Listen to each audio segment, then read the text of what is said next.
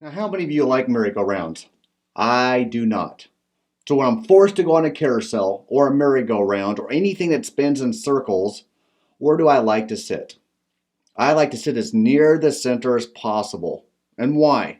Because I'm not going as fast as those on the outside of the circle. But are they really going faster? Well, that depends on how we understand speed in terms of circular movement. We have both a linear speed and an angular speed. Now let me help you describe the difference. The linear speed is the distance that you're traveling around the circle per unit time. So those on the outside of the merry-go-round, the closest to the edge, the reason why they're going the fastest is because the distance they're traveling a greater distance than me sitting near the center. But our angular speeds, do you notice that we both complete a complete revolution at the same time? That's because our angular speeds are the same. And that's the difference between linear and angular speeds. Linear speed is defined by the distance you travel on the arc per unit time. V, the unit that we use, or the variable, equals the distance divided by the time. That makes sense. And we also and let me give you angular speed as well, where angular speed is defined by omega. Omega, or in this case, angular speed, is the distance of the radius, or sorry, of the angle per unit time. So notice in a merry-go-round, we're both going through the same angle on a regular basis, but the linear speed, the farther you are away from the center, the faster your linear speed is going. And you remember earlier we have our S equals R theta. All right, one additional idea I want to give with you on this, or another idea, is that we can write our linear speed in terms of our angular speed and develop a relationship between linear and angular speeds. So let's imagine if I took this formula and divide both sides by t. Let's see what I get. S over t equals R theta over t. And then let's just separate that out a little bit. My S over t, that was my velocity or my linear speed, which is v, times r, and my theta over t was my angular momentum or my omega. So I have a relationship then between its speed or linear speed and its angular speed. And the relationship is by a factor of what the radius is. The greater the radius is, the faster the speed. The smaller the radius, the closer you are to the center, the slower your linear speed is going. So let's look at an example to kind of make sense of why in the world do we care about this. Have you ever watched going down the road someone carrying one of those giant windmill turbines? Those things are huge. They don't look that large when you look at them off in the distance, but when you're up close to them, they are phenomenally large. Their propeller blades are also significantly large as well.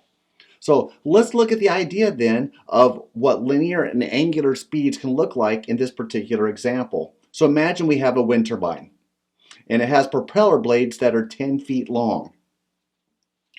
These turbines are spinning at a particular time, or its angular speed is 4 revolutions per second.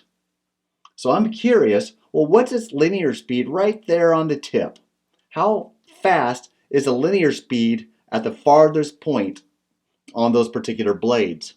So we have some information here that we could use that's to our benefit. We know what linear speed is, we know what angular speed is, we also have a relationship between linear and angular speed. In order to use angular speed, or this relationship, we have to convert our information from not decimal world, but from degree world into radian world. Right now, 4 revolutions per second. I need to convert that into radians. So what does 4 revolutions per second mean? Well, let's write down 4 revolutions per 1 second. And I'm going to want my linears in feet per second is what I'm ultimately going to get to, is from revolutions to feet is what I want to do. So I need to find some conversion factors here. So 1 revolution, that's 2 pi. That's 2 pi radian per 1 revolution. Okay, so my revolutions cancel out. I can multiply across. I have 8 pi radians per 1 second.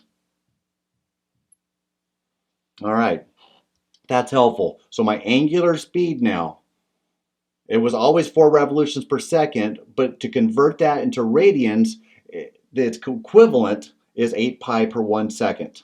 Those two terms are equivalent, but I have to have it in radians in order to use this model or use this relationship between the two.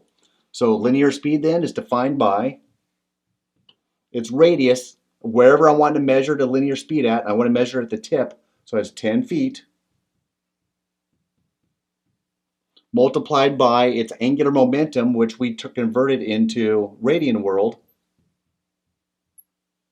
And now we can multiply that through. 10 times 8 gives me 80 pi feet per second.